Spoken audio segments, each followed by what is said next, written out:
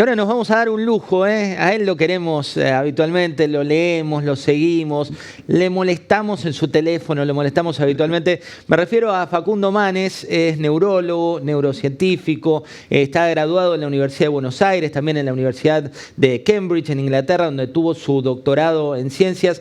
Facundo, bienvenido. ¿Cómo estás? Gracias, José. Siempre es un placer estar con vos. Bueno, qué momento el que estamos viviendo y me interesa un poco saber cómo vamos a salir de esto los seres humanos. ¿Vamos a salir mejores? ¿Vamos a salir peores cuando todo termine? Para esto es importante ver la historia. Después de grandes crisis surgieron cosas buenas. Por ejemplo, el Renacimiento surgió después de una de las plagas más importantes de Europa, no solo en Florencia, sino en muchas ciudades europeas. Lincoln y sus aliados, después de la Guerra Civil, crearon la red de universidades americanas, estatales, públicas, y el ferrocarril transcontinental. Después de la Gran Depresión y de la Segunda Guerra Mundial surgió el Estado de Bienestar Europeo. Después de la gripe de 1918 surgió el Sistema de Salud Pública Europeo. Pero también podemos ver cosas malas. En la peste bubónica hubo una matanza indiscriminada de catalanes, de mendigos, de clérigos, más de 1000 comunidades erradicadas. Más recientemente en la historia, en 2001, luego del ataque terrorista de las Torres Gemelas, muchos países ocuparon otros países, hicieron guerras injustificadas. ¿Podemos salir mejor o peor? Depende de nosotros. Por eso es muy importante que debatamos, que nos involucremos, porque todas las pandemias cambiaron a la sociedad. Esta pandemia nos va a cambiar. Muchos ven un mundo totalmente diferente. Yo creo que no. Yo creo, como muchos, que vamos a ver que tendencias que venían sucediendo tímidamente en todas las áreas, en tu área, en mi área, en todas las áreas, tendencias que venían sucediendo previamente a la pandemia se van a acelerar. Pero claramente nos va a cambiar. Y lo interesante, y con esto termino, tu muy importante pregunta, es que todas las pandemias cambiaron los sistemas de creencia de su época. Esas creencias tienen que ver también, Facundo, con habilidades, tienen que ver con capacidades humanas. Digo, si uno proyecta esas habilidades y esas capacidades humanas que nos pueden hacer salir adelante sobre todo de esta crisis, ¿cómo van a ser? Es interesante porque nosotros antes de la pandemia ya estábamos viviendo una nueva revolución industrial, que era diferente a todas las revoluciones industriales anteriores, porque no solo esta revolución industrial actual transforma lo que hacemos, sino nos está transformando a nosotros. Por primera vez, una revolución industrial es la fusión de lo físico, lo biológico y lo digital, y nos estaba transformando a nosotros. Entonces, lo que vamos a ver post-pandemia es una combinación de esta revolución industrial que ya estábamos viviendo con el contexto post-pandemia. Y eso en mi opinión, va a acelerar algo híbrido. Vamos a tener que convivir con el avance de la inteligencia artificial, de la tecnología, y no tenemos que tener miedo a deshumanizar, porque el ser humano va a ser irreemplazable. Hay habilidades que las máquinas nunca van a poder reemplazar del ser humano. Es bueno tomar lo mejor de ambos mundos, lo mejor de la tecnología, de la inteligencia artificial, de las supercomputadoras y lo mejor de la especie humana. Vamos a un sistema híbrido en la comunicación, vamos a tener entrevistas a distancia, pero también presencial, en la medicina, en la educación. Vamos a tomar lo mejor de cada mundo.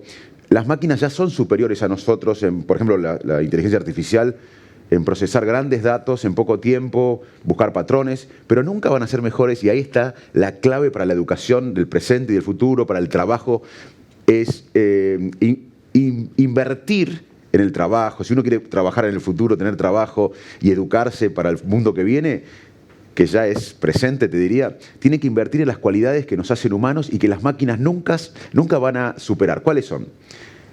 El pensamiento crítico. Nunca una computadora va a pensar críticamente como el ser humano. La capacidad de observar, de reflexionar. Nunca una computadora ni la inteligencia artificial va a tener la capacidad que tenemos los humanos de observar, reflexionar. La compasión, la empatía, imaginar qué siente el otro, qué piensa el otro. La creatividad humana, cómo creamos los humanos, ya lo hablamos acá y podemos hablar en otro programa. Cómo creamos los humanos nunca lo va a superar una máquina. La capacidad de detectar líderes, la capacidad de negociar con gente difícil, de lidiar con personalidades difíciles. ¿Y qué pasa, Facundo, con la resiliencia, por citarte otro de los ejemplos?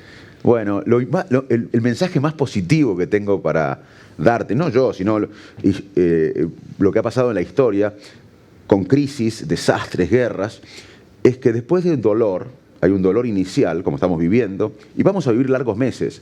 No quiero crear falsas expectativas, pero recién, ojalá me equivoque, pero recién vamos a mirar todo esto para atrás en el 22. Más allá de las noticias de las vacunas y demás, hasta que haya una inmunización de rebaño y bueno, vamos a olvidarnos de esto, vamos a mirar para atrás esto en el 22. Ahora, se ha estudiado las dinámicas de crisis, de desastres, de guerras, y primero hay un shock inicial, hay dolor social, emocional, pero increíblemente luego aparece una dinámica donde la gente, más allá del dolor y del sufrimiento que vamos a vivir y que estamos viviendo, la gente y muchos de nosotros empezamos a ver nuevos significados en nuestras vidas, nuevos valores, donde el todo es más importante, el bienestar general o el bienestar de todos es más importante que el estatus personal o el éxito individual. Y hay una dinámica, primero dolor, sufrimiento, pero luego nuevos significados en la vida, nuevos propósitos, nuevas fuerzas internas, y empezamos a entender que el todo y que nuestra supervivencia personal está indefectiblemente ligada a la supervivencia de los demás. Todo eso es resiliencia, es una de las palabras claves que nos espera en el futuro, es la capacidad de enfrentar una situación adversa, atravesarla y salir fortalecido. Así que la conclusión es que increíblemente, después de guerras, de desastres, se vio que no solo a nivel individual, sino a nivel sociedad, muchos salimos más fortalecidos. Está la fortaleza por un lado, pero también el miedo, ¿no? ¿Cómo funciona el miedo en el cual vos te levantás a la mañana y te dicen no hubo tantos muertos, tantos recuperados, tanta situación de pandemia, tal país volvió al confinamiento? Digo, ¿cómo haces con ese miedo? Clave tu pregunta y gracias por hacerla porque el miedo no puede ser nuestra guía cuando hablamos del futuro. De todas las emociones que tenemos, el miedo es la más importante porque detecta un peligro, una amenaza. Y cuando tenemos una amenaza, todo el mundo desaparece, todo el resto del mundo entra en un compás de espera. El miedo nos paraliza, el miedo nos pone a la defensiva. Es así. Por eso el miedo no puede ser nuestra guía cuando hablamos del futuro. Y por eso el miedo es muy efectivo para la coerción social. Uno de los peligros que yo veo es que los poderosos usen la excusa de cuidarnos para controlarnos. Y el miedo le hace al trabajador agachar la cabeza. El miedo le hace al ciudadano no ir por más por miedo a ser perseguido. El miedo le hace a uno encerrarse en sí mismo para no perder lo poco que uno tiene. Así que tenemos que vencer al miedo. Menos miedo y más cuidado. ¿Cómo se vence al miedo? Con cooperación, con conocimiento y cooperación entre todos. Pero el miedo es lógico al principio, fue lógico. Nosotros vimos la distribución del virus y también vimos la distribución del miedo, porque nos enfrentamos a algo lógico, inesperado. Pero ahora tenemos que ir a menos miedo y más cuidado. El riesgo también, Facundo, es tenemos tecnología por todos lados, ¿no? Estamos vinculados, la posibilidad que tenemos hoy con vos, con distancia social, de mirarnos a los ojos, de estar juntos, también te da un estilo de liderazgo o de charla o de conversación distinta. ¿Y el liderazgo y la comunicación en este contexto, cómo tenés que llevarla? Bueno, primero que vamos a volver a privilegiar muchísimo el contacto humano. Si vos me decís, ¿qué va a ser algo premium, algo sofisticado, una delicatessen en 5 años? Va a ser esto. Va a ser como comer comida orgánica, va a ser algo cool, va a ser algo piola. O sea, el contacto humano va a ser... El volver a hablar, eso a tomar un café. Como comer comida orgánica sí. Algo sofisticado.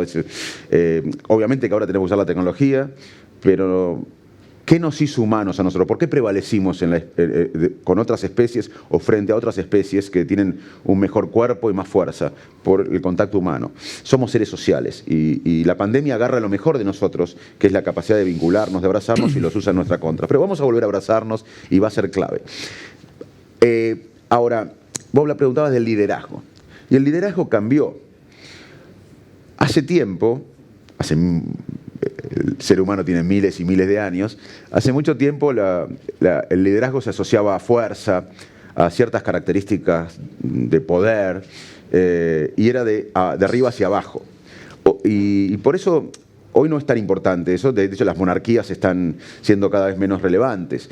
Hoy el liderazgo es al revés. El liderazgo es empatía. Es más, lo que predice el liderazgo no es el coeficiente intelectual. Lo que predice el liderazgo es la inteligencia social, es la capacidad de imaginar que vos pensás diferente a mí, que vos tenés creencias diferentes a las mías y yo puedo entender que tus creencias son diferentes a las mías y que quizás tengas razón. Y además, esa es una empatía cognitiva. La empatía social o emocional es sentir lo que vos sentís. Y el liderazgo ya no es de arriba para abajo, es representar al grupo, entender qué quiere el grupo, hasta vestirse como el grupo, hasta hablar como el grupo. Es tratar de ser la voz del grupo.